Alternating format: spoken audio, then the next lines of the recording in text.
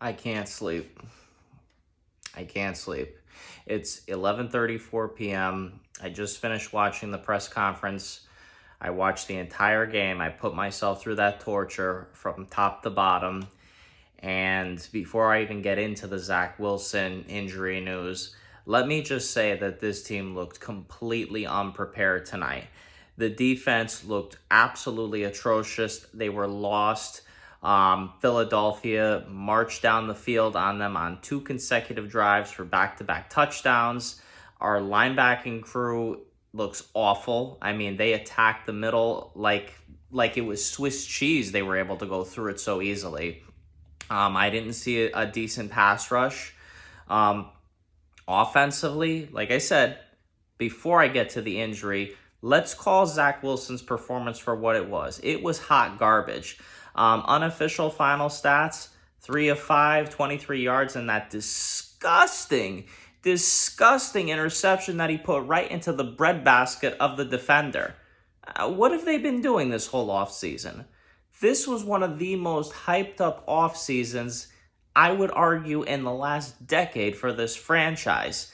And to come out completely flat with no energy, no hype, no nothing, to come out and put on that disgraceful performance for your first preseason game after such a sensational draft, strong free agency, everything that came into this, even with the insurance you just secured, knowing that the line isn't going to be a lost clause now that Mekhi Becton is gone for the year. Again, we bring in Dwayne Brown. Great. Line is fixed. We're going to be okay. We can address that in the offseason for 2023 again. And now this.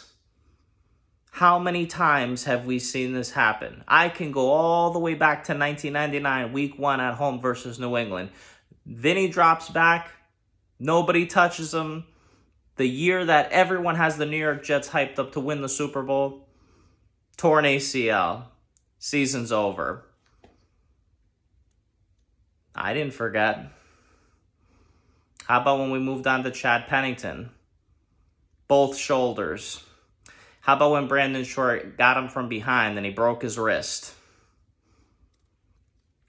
How about Mark Sanchez playing behind a third-string offensive line and getting just destroyed? How about Geno Smith getting sucker punched by his own teammate? How about Sam Darnold getting mono of all goddamn things that we've seen? And then this. When does it end? When does it end? Is it truly a curse or is it just bad, shitty luck? For Zach Wilson's sake and his own health, I hope everything's okay. Robert Saleh said in the press conference that the ACL should be intact. Should be intact, whatever the hell that means. Saleh's not a doctor. I'm not a doctor. I've seen this every year, not just with the Jets, but other teams. Everybody tears an ACL in professional football every year. It's the most common non-contact injury, and the way he went down, it's tough, man. It's tough. But if you're going to try to hype me up that we're going to rally behind Joe Flacco for 17 games, you're out of your fucking mind. If you're going to tell me we're going to hype up Mike White, who had a flash-in-the-pan game against Cincinnati, you're out of your mind. And to those of you that are already getting on the trade for Jimmy G bandwagon, you can just stop right there. Because Jimmy Garoppolo will never suit up for the New York Jets. First off, we can't afford him. Can. Secondly, he's not the future. Thirdly, with a healthy Zach Wilson, we weren't even supposed to be a playoff team this year. We were just supposed to be more competitive. We're talking more like hitting the 6 to 8 win range. And just still being in the hunt, so to speak, come November, December. Garoppolo's not coming here, and I don't want Garoppolo here for that matter. What would that prove? Nothing.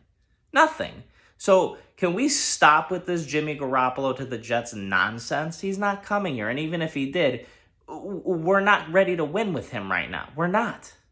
This was all about Zach Wilson's development going into year 2, that he was supposed to take that next leap comparable to Josh Allen. Maybe not on Allen's level, but for God's sake, you got to start winning more than four games a year.